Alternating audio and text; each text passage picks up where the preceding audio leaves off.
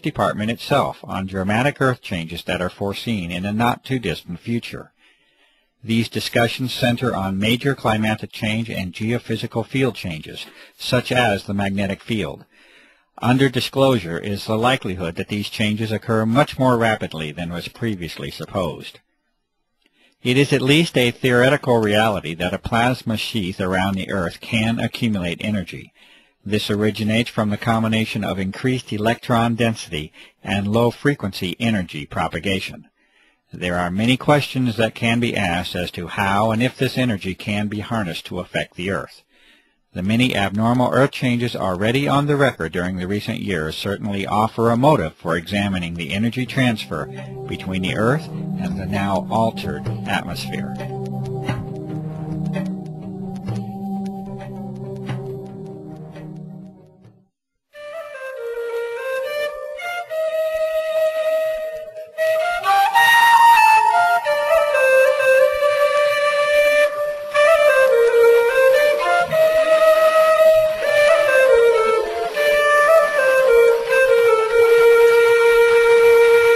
You have seen traces of a world still in a state of beauty, and you have seen the signs of a terrible change.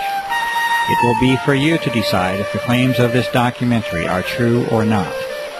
You have seen the distinctions between what mankind has known for decades to be in harmony with our surroundings, and that which is a product of our urge for technological supremacy over nature. You have seen a clear sky, this blue that was but is no more. The sky that has been taken away from us all. You have been confronted with assertions of operations on a scale never seen before in the history of mankind, and you have been shown evidence that aircraft can alter and have altered the fragile envelope for life that we call the atmosphere. You have seen science and sampling applied to the problem over and over at the grassroots level.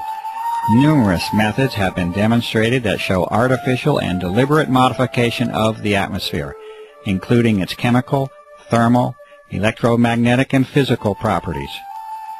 There are detrimental effects that can be anticipated and that have been observed as a result of these changes in our air, and we must all accept the consequences of the toxic environment that has been created. The health of our home and lives have been sacrificed in the search for dominion and control. You have witnessed a high level of interest in the subject of this documentary by the military branches at the highest level, the intelligence services, the chemical industry, research organizations, defense contractors, bioengineering firms, and the pharmaceutical complex. You have heard the responses of the public, government, and even environmental organizations in response to the innumerable requests by the public for investigation. These responses repeatedly revert to describing phenomena that are normal and commonly observed, while denying and dismissing the extraordinary observations that sensible and reasonable citizens have called attention to.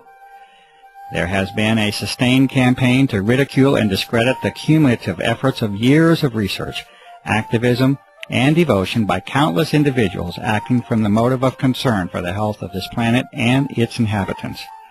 A free and democratic society, if it is to continue to exist, must be able to openly discuss the benefits of technological and military supremacy against the deleterious impact upon the environment that we as global citizens must share.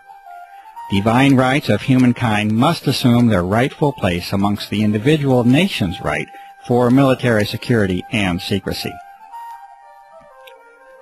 You have heard the responses of only a few citizens and professionals who state their sensible concerns about the impact of the aerosol operations upon our environment and our health. The lack of time prevents the presentation of the awareness that is now known to be shared by a grassroots network that conservatively must include millions of people. The extent of this awareness across national boundaries is apparent, and this network is of global proportion. The control of media information by relatively few corporate interests appears to be a significant factor in the restriction of honest and open public discourse on the aerosol issue. The attempts at ridicule of this issue by the U.S. military establishment should also be evaluated as to intent and motive.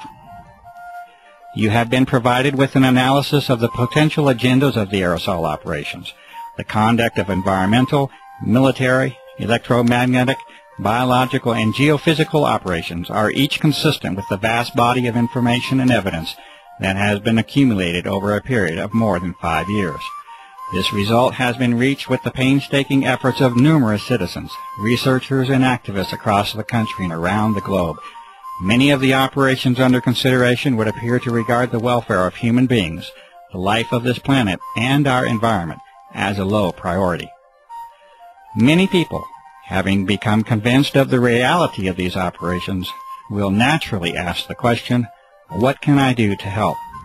It is also known from experience in history that many of these same individuals feel helpless and powerless after they confront the immensity and complexity of the operations.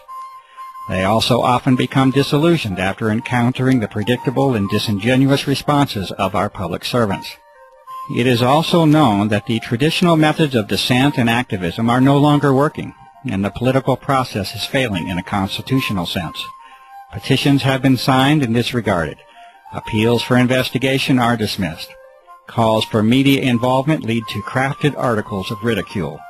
Even the legitimacy of the voting process itself is in question. There is no comfortable, reassuring, and simple answer that can be given to you. This is the reality that we must face. It is expected that any success will eventually result from an enormous groundswell of grassroots activism and open public protest. At the current rate of progress, a timeline of decades can be projected before we reach the level of influence that is needed.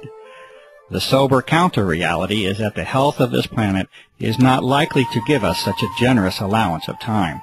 Our atmosphere is our lifeblood, and like the proverbial frog in the warming pot of water, we are acting obliviously to our own demise. You will have to use your talents and resources, your gift of life, to help this planet.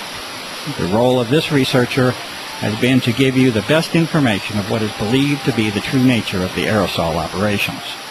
You will have to determine your role and exercise that role while you still have the opportunity to do so. If you are a professional, you must inquire into the ethics of your profession and answer the questions of public service that accompany it. If you are a citizen, you must participate. If you remain silent in the hope of preserving your freedom and security, you are almost certain to lose both.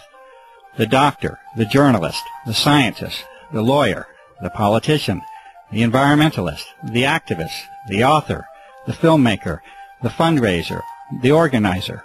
You must all assume your roles openly, publicly, and quickly to offer any real hope for our survival. I make this appeal to you. This documentary is a not-for-profit venture. It has been made with an appeal to you personally in mind. It may be freely copied in its entirety and distributed. No individual is permitted to distribute this documentary with a profit motive. It has been created for the benefit of the public. Please help us to restore and regain the world that you know can exist.